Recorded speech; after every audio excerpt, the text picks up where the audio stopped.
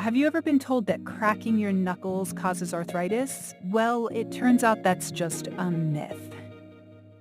Let's break it down. When you crack your knuckles, you're not damaging your joint.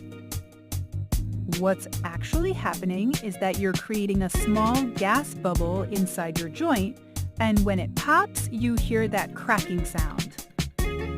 Studies have shown there's no link between cracking knuckles and arthritis.